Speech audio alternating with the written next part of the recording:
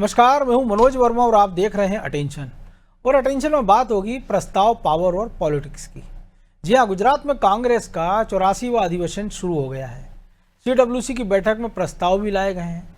चर्चा तो ये भी है कि इस अधिवेशन में मध्य प्रदेश में कांग्रेस को मजबूत करने के लिए कई अहम फैसले लिए जा सकते हैं। जिला अध्यक्षों के अधिकारों को बढ़ाया जा सकता है, जिससे जिला स्तर पर पार्टी को मजबूती मिल सके। इधर बीजेपी कांग्रेस के फैसलों पर सवाल उठाते हुए इन्हें जुमला बता रही है। लेकिन सवाल ये है कि जिला अध्यक्षों को पावर देकर क्या कांग्रेस की हालत सुधरेगी और क्या गुटबाजी के बीच ये फैसले कारगर साबित होंगे? आज चर्चा इन्हीं सवालों के आसपास करेंगे, लेकिन पहले रिपोर्ट देखिए।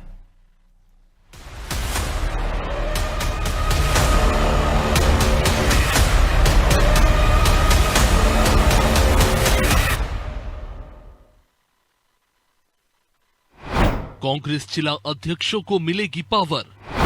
इस फैसले से पार्टी में पड़ेगा कितना असर?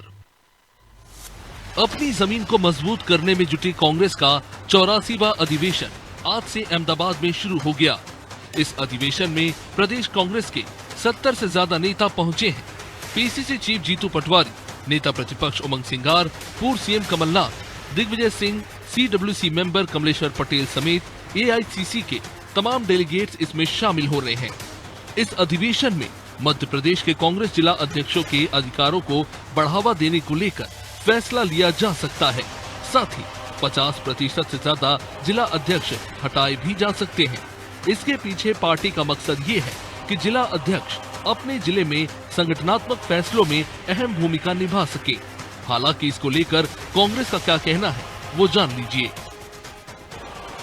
सेवा, समर्पण और संकल्प के भाव के साथ कांग्रेस पार्टी का अधिवेशन अहमदाबाद में शुरू हुआ है और लगातार जिस तरीके से कांग्रेस पार्टी जनता के मुद्दों को उठाती आ रही है और आगे संगठन को किस तरीके से मजबूती प्रदान करना है, इन तमाम बातों की चर्चा वहां पर होगी। और किस तरीके से आगे संगठन का जो विस्तार होना है, संगठन की रूपरेखा तैयार होनी है, ये सारी तमाम चर्चा भी वहां होगी। और जो नफरत जिस तरीके से फैला रखी है भाजपा ने, उसके निराकरण की चर्चा भी इस अधिवेशन में होगी। कांग्रेस अपने इस अधिवेशन में पार्टी से गद्दारी करने वालों पर भी कार्रवाई के लिए क्या फैसले लेती है, नजर इस पर भी है। हालांकि प्रदेश में क्या ऐसे नेताओं की लिस्ट तैयार हो चुकी है, ये भी सवाल है। खैर, कांग्रेस फिर से माइक्रो मैनेजमेंट कर खुद की स्थिति को सुधारने का प्रयास कर रही है। हालांकि कांग्रेस जिला अध्यक्ष को पावर मिलने की अटकलों पर बीजेपी ने चुटकी ली। कांग्रेस पार्टी में कबीलाई संस्कृति है।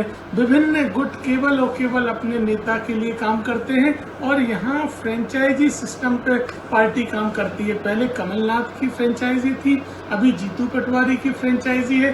दिल्ली में अध्यक्षों को ट्रेनिंग के लिए बुलाया, अगले ही दिन जीतू पटवारी ने स्पष्ट कर दिया कि ये सारे अध्यक्ष पद से हटाए जाने वाले हैं। ऐसे में जीतू पटवारी ने स्वयं जिला अध्यक्षों की स्थिति हास्यास्पद बना दी। जिला अध्यक्षों को अधिकार देना ये केवल और केवल एक जुमला है। अब सवाल ये है कि आधे से ज्यादा जिला अध्यक्षों को बदलने और नए सिरे से उनके अधिकार बढ़ाने के पीछे पार्टी जोर क्यों दे रही है? तो इसका एक कारण दल बदल भी है। 2020 के बाद से कांग्रेस के कई बड़े दिग्गज अपने साथ कांग्रेस के कई पदाधिकारियों को दूसरी पार्टी में ले जा चुके हैं। लिहाजा चुनाव के दौरान कांग्रेस को कई बूथों पर बिना कार्यकर्ताओं के चुनाव लड़ना पड़ा और हार भी मिली। शायद इसलिए कांग्रेस ने अब ये रणनीति बनाई है कि संगठन को नेता और व्यक्ति आधारित की बजाय जिला अध्यक्ष केंद्रित किया जाए। हालांकि छत्रपों में बटी कांग्रेस के लिए ये करना कितना आसान होगा, ये भी बड़ा सवाल है। ब्यूरो रिपोर्ट, अनादि टीवी।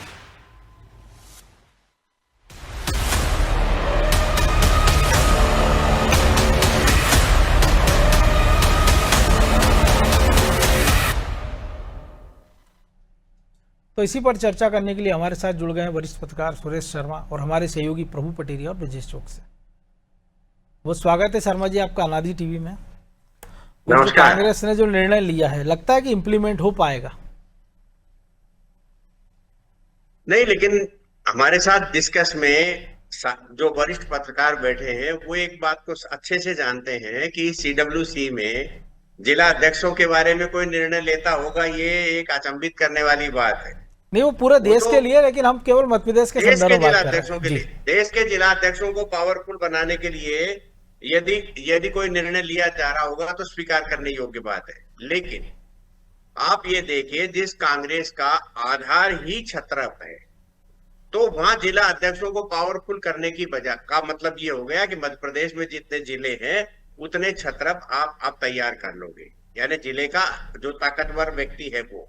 और यदि जिले के ताकतवर व्यक्ति को आप और ज्यादा शक्तिशाली या बनाने की कोशिश करोगे, तब जो लोग स्थापित हैं वो क्या करेंगे? तो एक नए टकराट का जन्म निश्चित रूप से इसमें होना है। एक बात तो मुझे ये कहना है। दूसरा, मैं ये सोचता हूं कि जब आप नया पावर सेंटर डेवलप करते हो तो जो टकराट होना है उसको समन्वय बनाने का काम करेगा कौन? यानी हाईकमान करेगा।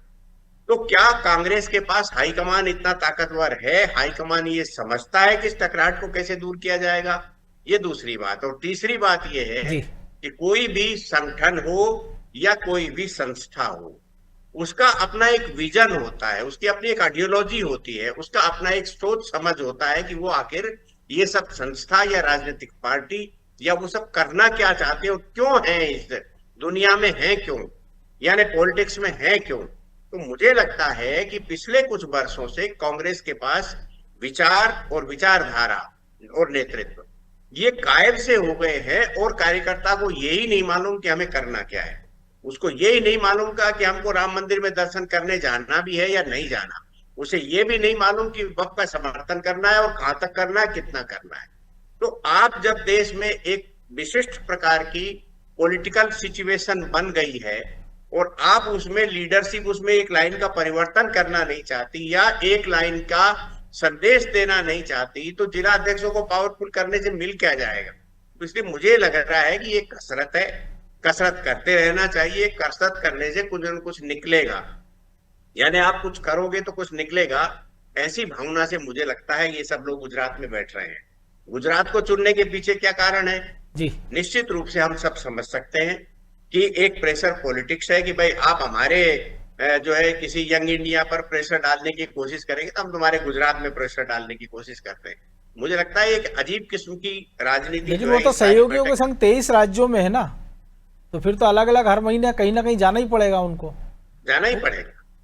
तो इसलिए मेरा कहना ये है कि कांग्रेस को पहले बड़े आत्ममंथन की आवश्यकता है, और यदि वो जिलों के माध्यम से आत्ममंथन करने की बात कर रही है तो फिर तो सवाल ही नहीं उठता किसी भी बात के कहने का। अन्यथा आपके पास आइडियोलॉजी नहीं है, आपके पास लीडरशिप नहीं है, आपके पास ऐसी चीजें करने वाले महानुभाव हैं जो आप ही क्या घर में गड्ढे खोदने वाले हैं। तो आप उनको क्या करोगे? जो कल तक आपको दूसरी भूमिकाओं में दिखते थे, आपके पक्ष में दिखते थे, आज उनकी भूमिका ही अलग है। मणिशंकर अय्यर का उल्लेख कर रहा हूं मैं इस मामले में कि कल तक वो आदमी नरेंद्र मोदी साहब के बारे में टिप्पणी करके कांग्रेस के नेतृत्व को खुश करता था। अब ये कह रहे हैं कि राजीव गांधी तो फेल हो गए थे, वो तो पास ही नहीं हुए कभी भी। तो जो ये परिवर्तन आ रहा है आपके बौद्धिक वर्ग में, आपको जो एक विजन देने वाला वर्ग है, उसमें ये जो परिवर्तन आ रहा है, इन सारी चीजों का समाधान जिले को पावरफुल करना है क्या? यदि है और कांग्रेस ऐसा सोचती है तो कांग्रेस को सोचने से कौन रोक सकता है। लेकिन मेरा मानना यह है कि आपको सबसे पहले अपनी विचारधारा को स्पष्ट करना चाहिए। मैंने आज सुबह एक बात कही मनोज जी, मैंने कहा कि यदि कांग्रेस पार्टी सर्वधर्म समभाव के अपने विचार को लेकर के चलती तो जनसंघ की क्या जरूरत थी। और यदि आपको ये लगता है कि हमने जो मुस्लिम तुष्टीकरण की पॉलिटिक्स जो है की, और यदि वही ईमानदारी से आप करते तो ये 10-12 पार्टियों के खड़े होने की क्या जरूरत थी। इसका मतलब ये है कि ना सर्वधर्म समभाव आप ईमानदारी से निभा पाए, ना मुस्लिम तुष्टीकरण आप ईमानदारी से निभा पाए, और आप जब आज बहुसंख्यकवाद की पॉलिटिक्स है तब आप समझना नहीं चाहते हो, तो इसका मतलब आप जिला अध्यक्षों को कुछ भी कहते रहो। एक व्यक्ति को पावरफुल कर लेने से पार्टी पावरफुल थोड़े ना हो जाएगी। तो प्रभु जी, पावरफुल नहीं होगी लेकिन प्रयास तो करना पड़ेंगे। और दूसरी बात, जिला अध्यक्ष से पहले जो राहुल गांधी ने खुद कहा, गुजरात के संदर्भ में कहा, मध्य प्रदेश में चूंकि 4.5 लाख लोगों का दावा किया जाता है कि वो बीजेपी में गए कांग्रेस छोड़कर। कांग्रेस भी हमने देखा सरकार 2018 में 20 में इसी कारण चली गई। तो बेहतर होता पहले वो घर की सफाई कर देते, फिर कहते कि अब नए सिरे से ये नए लोग हैं, इनको हम नई ताकत देंगे ताकि कांग्रेस मजबूत हो सके। हाँ बिल्कुल मनोज जी, अभी कुछ दिन ही हुए हैं, उसके पहले राहुल गांधी ने वहाँ कहा था कि आधे लोग बीजेपी से मिले हुए हैं। मध्य प्रदेश का तो प्रमाण ही सामने है कि मध्य प्रदेश में जो है कांग्रेस के जो सरकार थी उसके बहुत सारे लोग बीजेपी से मिले हुए थे, इसलिए उनकी सरकार गिर गई कमलनाथ की और बीजेपी की सरकार बन गई। और जैसे ही आप कह रहे हैं कि 4.5-5 लाख का दावा बीजेपी करती है कि कांग्रेस के बीजेपी में आ गए हैं, तो स्वाभाविक तौर पर अभी बहुत सारे वहाँ पर बचे होंगे। मध्य प्रदेश कांग्रेस के कई नेता, सज्जन सिंह वर्मा जैसे नेता कह चुके हैं कि बहुत सारे लोग हैं, उनकी छटनी करना जरूरी है। तो निश्चित तौर पर उनमें जिलाध्यक्ष भी बड़ी तादाद में होंगे, तो पार्टी को काम करना चाहिए। बैठक अभी राहुल गांधी ने दिल्ली में ली है, जिलाध्यक्षों ने मांग की है पावर की, उनको पावरफुल बनाए। लेकिन जिलाध्यक्ष को पावर देके क्या होगा? कांग्रेस का जिलाध्यक्ष पावरफुल होकर क्या कर लेगा? सत्ता में तो है नहीं मध्य प्रदेश में कि वो अपने पावर का इस्तेमाल करके कुछ काम करा ले, कुछ पार्टी का प्रभाव बढ़ा ले, वैसी स्थिति तो है नहीं। सत्ता में रहते तो नौबत ही नहीं आती ना फिर। उसको पावरफुल करके वो आपस में संघर्ष की स्थिति वो पैदा करेगा, इससे ज्यादा कुछ नहीं करेगा। लेकिन सबसे अहम बात है जो आपका सवाल था कि पहले इस बैठक के पहले उसी जगह पर जाकर जहां की भी कुछ दिन पहले राहुल गांधी ने अपनी ही पार्टी की पोल खोली थी कि हमारे आधे लोग बीजेपी से मिले हुए, तो पहले सफाई कर लेनी थी, फिर वहां जाना था। लेकिन इस बैठक का कुछ और उद्देश्य है मनोज जी। कांग्रेस का इमरजेंसी के पहले का दौर की कांग्रेस जो थी वो अलग अलग राज्यों में जाके अपना राष्ट्रीय अधिवेशन किया करती थी। इंदिरा गांधी ने इमरजेंसी के समय से फिर ऐसी परंपरा डाली कि वो बाद में परंपरा ही बन गई कि वो एक ही जगह दिल्ली में ही होती रही। अब कांग्रेस वापस लौटना चाहती है और कांग्रेस अपने जो प्रतिमान हैं उनको वापस हासिल करना चाहती है। कांग्रेस को ये समझ में आ रहा है कि नरेंद्र मोदी ने गांधी जी को उनसे छीन लिया स्वच्छ भारत अभियान में, तो उनसे जो है गांधीवादी लोग दूर हो गए। सरदार पटेल को उनने छीन लिया उनसे, तो वो उनको, तो अब वो देखिए उनका उद्देश्य देखिए। गांधी जी जब कांग्रेस के राष्ट्रीय अध्यक्ष बने थे उसकी 100वां वर्ष ये चल रहा है। सरदार वल्लभ भाई पटेल के जयंती के 150वें वर्ष चल रहा है। वो जा कहाँ रहे हैं? आज CWC की बैठक वहाँ पर सरदार पटेल मेमोरियल में, शाम को साबरमती आश्रम जाएंगे महात्मा गांधी के। उसमें जो प्रस्ताव कांग्रेस ने वहाँ पे पारित किया है 7 बिंदुओं का, उस प्रस्ताव में 16 पैरे हैं मनोज जी, और हर पैरे में सरदार पटेल का जिक्र है। उस प्रस्ताव में हेडलाइन भी सरदार पटेल से है। उस प्रस्ताव में कोई राजनीतिक प्रस्ताव जैसा राजनीतिक प्रस्ताव नहीं जैसे दूसरे दलों का होता है कि विपक्ष की क्या। उस प्रस्ताव में पूरी ये बात साबित करने की कोशिश की गई है कि महात्मा गांधी और सरदार पटेल मूल रूप से कांग्रेसी थे। महात्मा गांधी की हत्या के बाद सरदार पटेल ने एक जो चिट्ठी श्यामा प्रसाद मुखर्जी को लिखी थी, उसका उल्लेख करते हुए बीजेपी और RSS को कटघरे में खड़ा करने की कोशिश की गई है। उस प्रस्ताव के जरिए ये साबित करने की कोशिश की गई कि महात्मा गांधी और सरदार पटेल में दांत काटी दोस्ती थी। दोनों 30 साल तक एक दूसरे से रहे, अटूट संबंध रहे। उन्हें चिट्ठी लिखी कि हमारे आपस में कभी मनमुटाव नहीं रहा, हम एक जैसे रहे हैं, लंबा समय रहा है। तो कुल जमा जो है वो जो सरदार पटेल, वो जो महात्मा गांधी, वो कांग्रेस की जो अस्मिता, जो कांग्रेस को अब समझ में आ रही कि हमारे लोग थे। इसके पहले तो किसी और गांधी की पूजा करती रही कांग्रेस इतने सालों तक, किसी और नेहरू की पूजा करती रही, सरदार पटेल उनको याद नहीं आए। अब वो ये साबित करने की कोशिश कर रहे हैं कि वो लौह पुरुष सरदार पटेल हमारे थे, वो महात्मा गांधी हमारे थे। तो मूल उद्देश्य ये है कि अपने जड़ों की तरफ लौटना, लोगों को बताना कि वो सरदार पटेल हमारे हैं, महात्मा गांधी हमारे हैं। उस वर्ग को अपनी तरफ करना जो बौद्धिक वर्ग है या जो इन लोगों से सरोकार रखता है, जो उनकी नीतियों पर विश्वास करता है, या जो सरदार पटेल ने सारे देश को एक किया था, वो उस भावना पर विचार करता है जो बीजेपी के लोग प्रचार करते हैं। तो उस तरीके की चीज़ों को अपने तरफ करने की कोशिश उनकी यहाँ पर दिखाई दे रही है। दूसरा एक हिडन जो एजेंडा कह सकते हैं, 2027 में गुजरात में विधानसभा के चुनाव होने हैं। तो 64 साल बाद यदि गुजरात में अधिवेशन करने जा रहे हैं तो उनका वही उद्देश्य है कि वहाँ पर थोड़ी अपनी ज़मीन बनाई जाए, थोड़ा प्रभाव बनाया जाए। और इसके अलावा इस अधिवेशन में कांग्रेस को कुछ बहुत बड़ा हासिल होने वाला है ऐसा तो कुछ नहीं है। राहुल गांधी को प्रोजेक्ट करना है तो स्वाभाविक तौर पर वो वही चीज़ है कि वो जो है मल्लिकार्जुन खड़गे और राहुल गांधी के अलावा उस प्रस्ताव में भी किसी और का जिक्र नहीं है।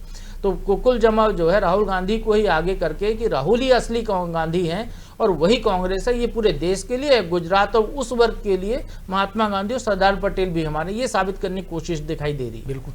तो ब्रजेश जी ये साबित करने की कोशिश, लेकिन एक ऐसे अधिवेशन के बाद एक बयान बड़ा चर्चित हुआ था राहुल गांधी का कि रात में माँ कमरे में आई थी, सत्ता जहर है, तमाम सारी चीजें की थी और अब सत्ता के लिए पूरा संघर्ष। कैसे देखे? क्योंकि एक बड़ा अधिवेशन में जयपुर में भी देखा था, उसमें भी तमाम सारी बड़ी बड़ी बातें की गई थी कि मध्य प्रदेश से लेकर पूरे देश में कांग्रेस में आमूलचूल परिवर्तन हो जाएगा। लेकिन फिर दिन हम कह सकते हैं ना 2.5 दिन वो दिन भर चले, लड़ाई कोस वाली स्थिति में कांग्रेस फिर से आ गई। फिर तो जो प्रभु जी ने भी कहा और शर्मा जी ने भी कहा। देखिए मनोज जी, अधिवेशन से कुछ होने वाला नहीं है। थोड़ा बहुत जोश आ जाता है कार्यकर्ताओं में, ये हम नहीं कह रहे हैं, उनके ही पार्टी के लोग कहने लगे हैं। सैम प्रतोदा ने कह ही दिया है कि जयपुर रायपुर के अधिवेशन से क्या हुआ, वहाँ जो सुझाव आए थे, जो फैसले लिए थे, उन पर कांग्रेसी तो पार्टी ये ने सोचते होंगे ना सेम पुत्रों कुछ ना कहें तो बेहतर है, बोले क्योंकि जब पार्टी वो इस पर कहते हैं, अमल ही नहीं पार्टी करती। संकट में आ जाती है। पार्टी इस पर अमल ही नहीं करती। उन्होंने तो एक और सुझाव दिया है कि एक क्रियान्वयन समिति बना दी जानी चाहिए कि जो आप अधिवेशन में फैसले ले रहे हो, जो सुझाव आए हैं उस पर अमल कर रही है कि नहीं पार्टी। आइडियोलॉजी की बात की उन्होंने कि अपनी विचारधारा पे कांग्रेस के नेताओं को ही अपने विचार करना चाहिए, मंथन करना चाहिए कि वो कौन से गांधी का अनुसरण कर रहे हैं। यदि असल गांधी का अनुसरण कर रहे होते तो ये नौबत ही नहीं आती देश में। तो आप देखिए कांग्रेस के लोग सिर्फ अधिवेशन कर रहे हैं, लेकिन वो एक तरह से जो प्रभु जी ने कहा गांधी को पुनर्जीवित करने की कोशिश कर रहे हैं कि वो गांधी जी हमारे हैं, लेकिन गांधी जी के अनुसरण करेंगे तो हो सकता भला हो जाए उनका, लेकिन ऐसा दिख नहीं रहा है। वो वामपंथी विचारधारा से ग्रसित हो गए हैं, विचारधारा नहीं बची है उनकी, जिस तरह से वो चल रहे हैं। तो मुझे नहीं लगता है कि जैसे रायपुर अधिवेशन का, जयपुर अधिवेशन का हाल हुआ वैसे ये अधिवेशन का हो जाएगा। एक आपने एक सुझाव देने के लिए कह सकते हैं, आपने एक एजेंडा तय करने के लिए कि साहब गुजरात में चुनाव है, लगातार वहाँ हार रहे हैं आप, तो कैसे जो प्रभु जी ने कहा कि सरदार पटेल को और आप महात्मा गांधी को जो आपसे छिन चुके हैं उनको हासिल करने की कोशिश है। उसमें एक और जिक्र है कि सरदार पटेल और नेहरू में कोई मतभेद नहीं थे, दोनों, उसका भी जिक्र किया गया है। जो जिस तरह से उन्होंने कहा कि बीजेपी भ्रम फैलाती है, भ्रमित करती है, ऐसा कुछ नहीं था। तो वो एक तरह से ये साबित करना चाहते हैं कि ये नेता हमारे हैं। और मुझे नहीं लगता मनोज जी कि इस जो कांग्रेस जिलाध्यक्षों की बात कर रही है, जिलाध्यक्षों की अभी एक दिल्ली में बैठक हुई थी, मध्य प्रदेश के जिलाध्यक्षों ने कहा कि हमारे पास आर्थिक रूप से हम कमजोर हैं, उस और हमें संसाधन उपलब्ध कराया जाना चाहिए। आप देखिए इतनी बड़ी पुरानी पार्टी है, उसके अपने कार्यालय नहीं है, वो तो संपत्तियों को सूचीबद्ध कर रही है। जब कमलनाथ जब बने थे तब भी यही कहा गया था कि वो आर्थिक रूप से सक्षम है, चुनाव लड़ा लेंगे, और जीतू पटवारी भी सक्षम है। तो अभी भी वैसे जिलाध्यक्ष ढूंढ रहे हैं वो, क्योंकि कार्यालय है नहीं है, बैठक कहाँ करें। जो सक्षम होगा वो चाय पानी करा सकता है, नाश्ता करा सकता है, बैठक में बुला सकता है, उसके यहाँ इतना स्पेस होना चाहिए जगह का, तो ऐसे लोगों को जिलाध्यक्ष बनाते हैं। तो जिलाध्यक्षों को आप पावर क्या दे दोगे? पावरफुल जिलाध्यक्ष ढूंढे जाते हैं वहां पर कि जिनके पास आर्थिक रूप से सक्षम हो, पावरफुल हो, उनको हम जिलाध्यक्ष बना दें। ये बात फिर उठने लगी क्योंकि जिलाध्यक्षों ने कहा कि उनके पास तो कुछ है नहीं है। और शक्तिशाली और पावरफुल आप बना के क्या कर लोगे जिलाध्यक्षों को? जो आपने भी कहा कि अभी आप सत्ता में तो हो नहीं हो, आंदोलन करने के लिए आपको राशि चाहिए, आपको संसाधन चाहिए कि आप लोगों को भीड़ जुटा सको, तो उसके लिए सक्षम बनाने के लिए सीधे सीधे वो कह रहे हैं कि पैसे दे दीजिए हमको। यदि आंदोलन करवा रहे हैं, कुछ करवा रहे हैं, कुछ ऊपर से निर्देश आ रहे हैं कि इस मुद्दे पर आपको आंदोलन करना है, जन जागरण करना है, तो उसके लिए राशि खर्च होती है, पेट्रोल डीजल लगता है, जगह जगह जाना पड़ते हैं। तो उनकी तो हालत ये है कांग्रेस के जिलाध्यक्षों की कि उनके पास कार्यालय है नहीं है, संसाधन है नहीं है। और यदि आप नकल कर रहे हो कि पहले तो कांग्रेस की मजबूती क्या थी, उसकी क्षेत्रीय जो छत्रप होते थे वो मजबूती थी। छत्रप भी ऐसे पावरफुल होते थे कि पूरी पार्टी चला लेते प्रदेश में। यदि मध्य प्रदेश में आप देखिए कौन कौन बने आपके प्रदेश अध्यक्ष, वो इसलिए बने कि आप उनके पास प्रदेश अध्यक्ष का खर्चा उठाने के लिए, प्रदेश कार्यालय का, आयोजन का, कार्यक्रमों का, आप देखिए उनमें झगड़े क्यों हुए थे। जब राहुल गांधी की भारत जोड़ो यात्रा मध्य प्रदेश से निकली तो इस बात पर झगड़े हुए कि साहब वो मुरैना से, वो बुरहानपुर से जाएगी तो खर्चा कौन उठा सकता है। अरुण यादव को इसलिए किनारे कर दिए था। तो आप देखिए वहां वो ऐसे लोगों को जुट, तो ऐसे में संगठन कैसे मजबूत होगा, जिलाध्यक्ष कैसे पावरफुल होंगे। तो मतलब बड़े अडानी अंबानी को गरियाती कांग्रेस और छोटे लेवल पे अडानी अंबानी ढूंढ रही है वो जिला स्तर पे। निश्चित तौर पर ढूंढती है ना, ये तो हमने देखा है मनोज, जिला स्तर पर, प्रदेश स्तर पर भी देखती। जिम्मेदारी लेने को लोग तैयार नहीं होते क्योंकि खर्चा कहां से चला है। चाय के पैसे देते नहीं है वो, पीसीसी के बाहर आप देख लीजिए चाय वाला चाय देना बंद कर देता है, गर्मियों में एसी बंद कर देते हैं वो कि भाई खर्चा कहां से, खर्चे में कटौती करते हैं। तो आप देखिए कांग्रेस में नेता पावरफुल हुए, नेताओं की जेब गर्म हुई, लेकिन यदि बीजेपी से हम तुलना करें, बीजेपी विपक्ष में रही तो वो एक एक रुपए जोड़कर, वो जिस तरह से उसने संकट का दौर देखा, तो आप देखिए जैसे ही वो सत्ता में आई, पावर में आई, सब जगह कार्यालय है उनके एक से बढ़कर एक। लेकिन कांग्रेस ने कभी सोचा नहीं था कि विपक्ष में रहेंगे, तो अब वो अपनी जमीनें देख रहे हैं कि सूचीबद्ध कर रहे हैं कि भाई कहीं कहीं से आया जाए तो जिससे कांग्रेस कार्यालय चल सके। क्योंकि जब सत्ता में थे, जैसे हम देख रहे हैं छत्तीसगढ़ में बघेल सत्ता में थे तो उनको उत्तर प्रदेश की जिम्मेदारी दे दी थी, और राजस्थान में गहलोत थे तो उनको दूसरे राज्य की जिम्मेदारी दे दी थी। अब राज्यों में तो है नहीं, केंद्र का अलग खर्चा है, राज्यों को अलग खर्चा है, तो जिला अध्यक्षों को कहां से देंगे। तो पावर वैसा नहीं मांग रहे मनोज जी कि उनको कोई वैसा पावर दे दीजिए, क्योंकि वो तो दे नहीं सकते सत्ता के साथ। वो पावर नहीं मांग रहे, वो आर्थिक रूप से संसाधन मांग रहे हैं, पैसे मांग रहे हैं कि हमको दे दीजिए।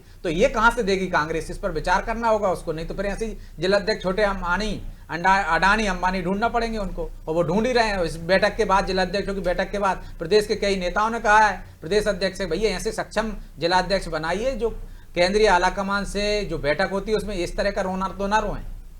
तो शर्मा जी रोना तो है, लेकिन सवाल ये भी है ना कि पहले तो हो सकता है कि जो राष्ट्रीय अध्यक्ष है वही सोच रहे हो कि थोड़ा उनको पावरफुल बना दें, वो फिर थोड़ा पावरफुल प्रदेश अध्यक्ष को बना दें, क्योंकि अगर एक साल में आप कार्यकारिणी बना रहे हो वो फिर जिला अध्यक्षों का नंबर लगे। मूल बात जो है आपने अपने सवाल के माध्यम से कह दी, और यही मूल बात है कि जिनको पावरफुल बनाना चाहिए आप उनको पावरफुल नहीं बना रहे, जो काम करना चाहिए वो आप नहीं कर रहे हो। आप ये देखिए कि आप आजादी के 7 दशक 8 दशक बीतने को हो रहे हैं, और आप आज ये बताने की कोशिश करते हो कि गांधी जी हमारे हैं और सरदार पटेल हमारे हैं। तो लेकिन आप अपनी कार्य पद्धति में कहाँ है गांधी, कहाँ है सरदार पटेल? यानी कि आप केवल व्यक्ति को या फोटो को गले मत लगाइए, आप उनके कामों को एग्जीक्यूशन करिए। सरदार पटेल साहब ने सोमनाथ के मंदिर का निर्माण कराया, नरेंद्र मोदी जी ने राम मंदिर का निर्माण करवाया। यानी कि जो राष्ट्रवादी विचारधारा सरदार पटेल जी के माध्यम से चलती थी, उस विचारधारा का क्रियान्वयन उन्होंने आज आकर के कर दिया। जिस नेहरू जी ने 370 लगाई, मोदी जी ने 370 हटाई। 370 हटाने की पॉलिटिकल आप उसके असर को देखिए कि आपने एक ऐसे राज्य को जिसे हमें रोजाना शंका में देखना पड़ता था कि वो हमारा है या नहीं है, उस राज्य को भारत के संपूर्ण राष्ट्र के साथ जोड़ करके बिना किसी शंका कुशंका के अब आप बिल फाड़ सकते हैं। बिल आपके पिताजी को भी मानना पड़ेगा। ये आपको संदेश देना पड़ेगा कि आप पॉलिटिक्स में ये सब कर सकते हो। इंदिरा जी ने किया। मैं बार बार इस विषय पे जाना नहीं चाहता कि इंदिरा जी ने बांग्लादेश तो बना दिया, लेकिन बांग्लादेश को भारत में क्यों नहीं मिलाया? ये एक प्रश्न था। आज हम चिकन नेक की बात करते हैं तो बांग्लादेश भारत का हो जाता, इंदिरा जी कर लेती तो क्यों? परंतु 50 बरस तक पाकिस्तान पर हमला नहीं करने की शर्त पर जब नेहरू जी प्रधानमंत्री बने थे देश की, तो आपको 90,000 सैनिक भी लौटाना पड़े, आपको रावलपिंडी और वो सब भी लौटाना पड़े, और बांग्लादेश को स्वतंत्र राष्ट्र देना पड़ा आपको। अन्यथा आप यदि आज सर्जिकल स्ट्राइक की लेकिन अभी तो मौका है ना कि अतीत की गलतियों से सबक ले सकती है ना कांग्रेस। तो ले रहे हैं, आ रहा है, सामने आ रहा है। आप देखते जाइए, 1-8 महीने में आप खबर चलाओगे बहुत जबरदस्त वाली। पर मैं आपको ये कहना चाहता हूं कि आप सरदार पटेल का जीवन जो है वो कांग्रेस पार्टी की विचारधारा में लाना चाहते हो क्या? आप तो वक्फ के पक्ष में खड़े हुए हो। जो वक्फ जो है पाकिस्तान लेने के बाद हमारे देश की 9 लाख हेक्टेयर जमीन लेकर के बैठ गया, सरकारी संपत्तियां ले ली। आपको प्रभु जी याद होगी, आप दोनों और साथियों को याद होगी कि ताजुल मस्जिद के पास की ताज मार्केट दिग्विजय सिंह ने दे दिया था केवल शंकर दयाल शर्मा को जिताने के लिए। डीपीआई का ऑफिस जो है वहां से हटा दिया, मुस्लिम समुदाय को दे दिया आपने, वक्फ को दे दिया, मुस्लिम समुदाय को नहीं, वक्फ को दे दिया आपने उस मंदिर को हटा करके वक्फ को दे दिया। तो आप क्या इन चीजों को समझते नहीं है क्या? भारत की जनता जानती नहीं है क्या कि उसकी संपत्ति पाकिस्तान लिए जाने के बाद फिर एक समुदाय विशेष को क्यों दी जा रही है? और आप उसी का खामियाजा तो कांग्रेस हम देख रहे हैं ना भुगत रही है। लेकिन मेरा कहना यह है कि आप न गांधी को सही तरीके से अपनी एग्जीक्यूट कर पा रहे हो, ना सरदार पटेल को अपनी एग्जीक्यूट जा रहे हो। तो इतनी बड़ी उसकी प्रतिमा नेहरू ने मोदी जी ने बनवा दी, और आप उसको लिपट के कहो कि भैया ये वो तो हमारे वाले थे, ये तो हमारे वाले थे। इसका कोई संदेश जाएगा क्या? आप करके बताइए। आप उन गुणों को स्वीकार करिए जो गांधी जी में थे, सरदार पटेल में थे, सुभाष चंद्र बोस में थे। ये तो कोई भी पार्टी दिख नहीं रही ना ऐसा करते, लेकिन आज वक्त की इतनी ही था, बहुत कमी थी। बहुत धन्यवाद शर्मा जी। तो कांग्रेस का प्रस्ताव पावर और पॉलिटिक्स, जाहिर सी बात है कि अगर कोई भी पार्टी अपना अपना जो अधिवेशन रखती है, कई सारी चीज़ों में मंथन होता है, चिंतन होता है, लेकिन सबसे बड़ा सवाल है कि इस मंथन चिंतन के बाद जो अमृत और विष निकलता है वो किसके हिस्से आता है। और जो सबसे बड़ा सवाल है जिसको लेकर हमने चर्चा की थी कि क्या जिला अध्यक्षों को पावरफुल बनाया जाएगा, तो सबसे बड़ा सवाल तो यही है कि पहले आपके जो क्षेत्रीय छत्रप हैं उनको मजबूत किया जाए, वो अपने अपने इलाके में अपने अपने पसंद के जिला अध्यक्षों को मजबूत करें, तब शायद पार्टी मजबूत हो पाएगी। अटेंशन में आज इतना ही, मुझे दीजिए इजाज़त और आप देखते रहिए अनादि टीवी। नमस्कार।